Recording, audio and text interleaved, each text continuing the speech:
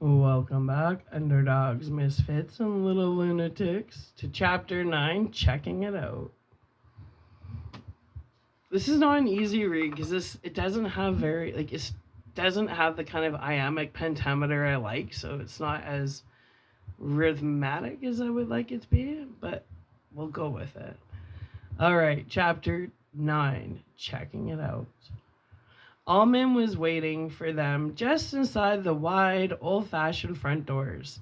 He shook hands with Jack and nodded coolly at Wendy, perhaps noticing the way heads turned when she came through into the lobby, her golden hair spilling across the shoulders of the simple navy dress.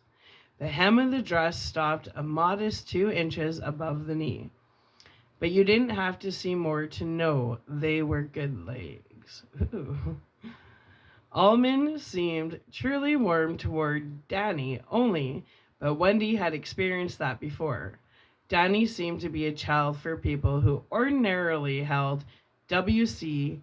Fields' sentiments about children. He bent a little from the waist and offered Danny his hand. Danny shook it formally, without a smile. "My son, Danny," Jack said, "and my wife, Winifred." "I'm happy to meet you both," Almond said. "How old are you, Danny?"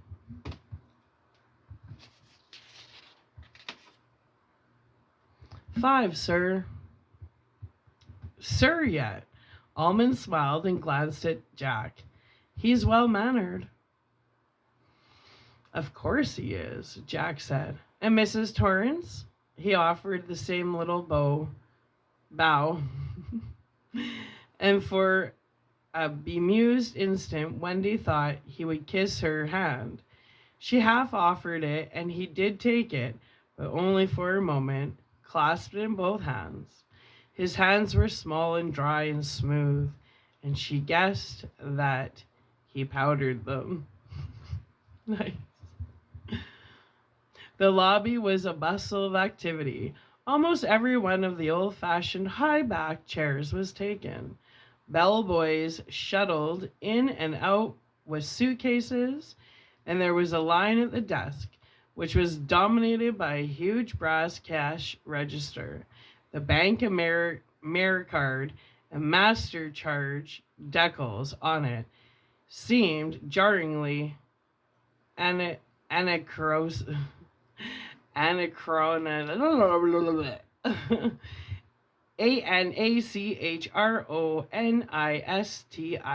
There's just some words I can't pronounce, and that's one of them. To their right, down towards a pair of tall double doors that were pulled close and roped off, there was an old-fashioned fireplace now blazing with birch logs. 3 nuns sat on a sofa that was drawn up almost to the hearth itself. They were talking and smiling with their bags stacked up to either side, waiting for the checkout line to thin a little. As Wendy watched them, they burst into a chord of tinkling, girlish laughter. She felt a smile touch her own lips. Not one of them could be under 60. In the background was the constant hum of conversation, the muted ding of the silver-plated bell beside the cash register as one of the 2 clerks on duty struck it. The slightly impatient call of "Front, please." It brought back strong, warm memories of her honeymoon in New York with Jack at the Beckman Tower. For the first time, she let herself believe that this might be exactly what the 3 of them needed: a season together away from the world, a sort of family honeymoon. She smiled affectionately down at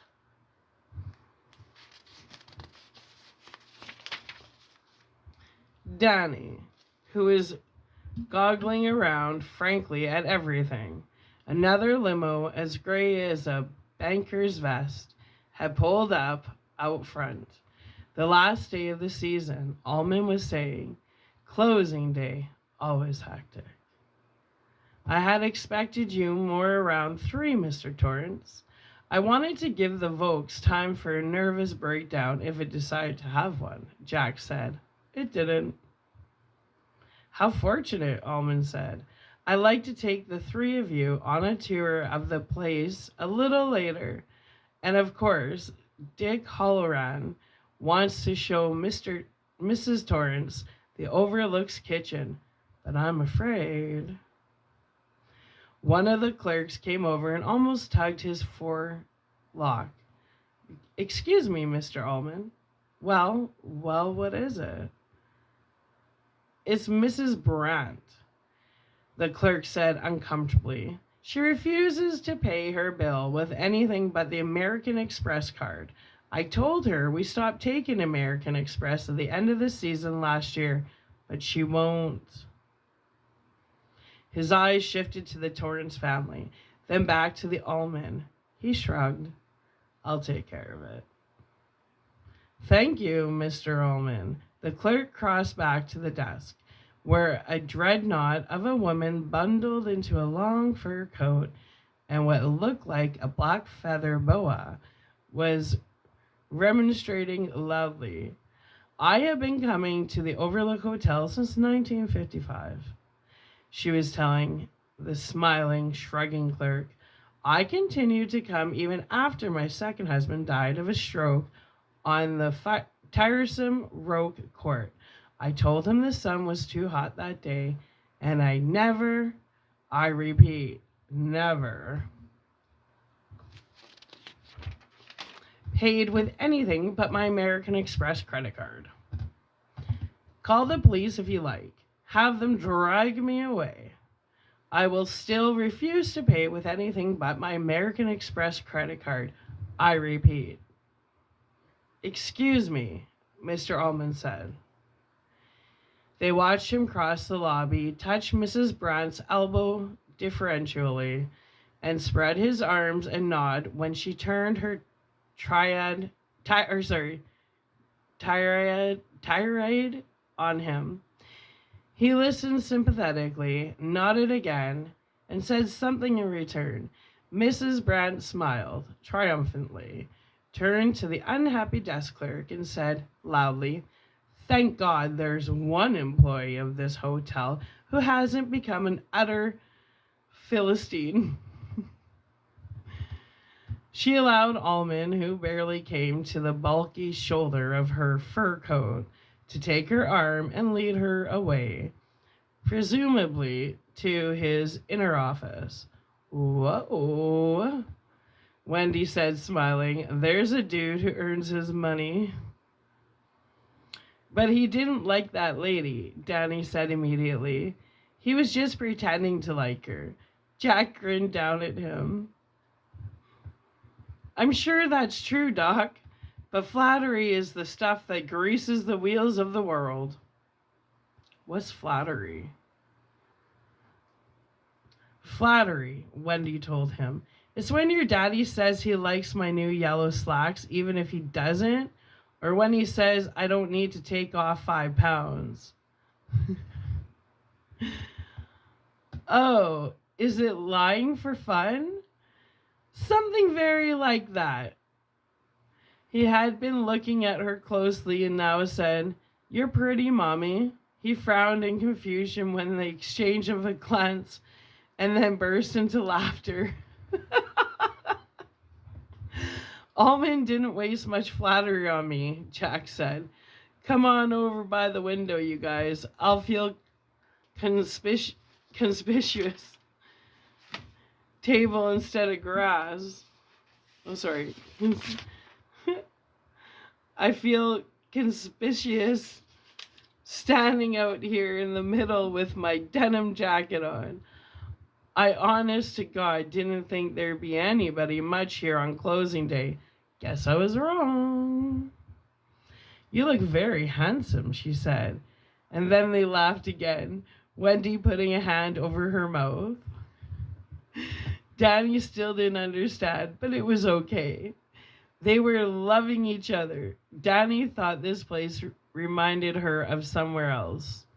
The Beekman place, where she had been happy. He wished he liked it as well as she did, but he kept telling himself over and over that the things Tony showed him didn't always come true. He would be careful. He would watch for something called red rum. But he would not say anything unless he absolutely had to, because they were happy. They had been laughing, and there was no bad thoughts. Look at this view, Jack said. Oh, it's gorgeous. Danny, look. But Danny didn't think it was particularly gorgeous. He didn't like heights. They made him dizzy. Beyond the wide front porch, which ran the length of the hotel, a beautifully manicured lawn, there was a pudding green on the right. A putting green? Yeah. Sloped away to a long rectangular swimming pool. A closed sign stood on a little tripod at one end of the pool, closed with one sign he could read by himself, along with stop, exit, pizza, and a few others. Beyond the pool, a gravel path wound off through baby pines and spruces and aspens. Here was a small sign he didn't know. Roke. There was an arrow below it. What's Roke, Dad? A game, Daddy said. It's a little bit like croquet. Only you play it on a gravel court that has sides like a big billiard table instead of grass. It's a very old game, Danny. Sometimes they have tournaments here. Do you play it with a croquet mallet? Like that? Jack agreed. Only the handle's a little shorter, and the head has two sides. One side is hard rubber, and the other side is wood. Come out, you little shit.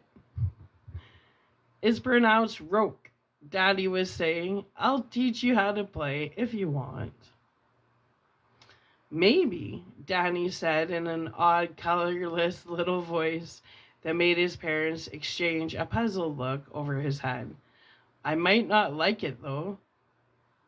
Well, if you don't like it, Doc, you don't have to play. All right. Sure. Do you like the animals? Wendy asked. That's called a topiary. Beyond the path leading to Roke, there were hedges clipped into the shapes of various animals. Danny, whose eyes were sharp, made out a rabbit, a dog, a horse, a cow, and a trio of bigger ones that looked like frolicking lions. Those animals were what made Uncle Al think of me for the job, Jack told him. He knew that when I was in college, I used to work for a landscaping company. That's a business that fixes people's lawns and bushes and hedges. I used to trim a lady's topiary. Wendy put a hand over her mouth and snickered, looking at her. Jack said, yes, I used to trim her topiary at least once a week.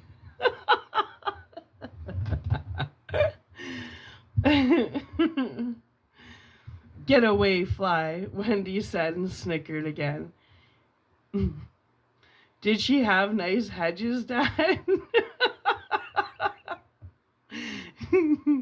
Danny asked, and at this they both stifled great bursts of laughter.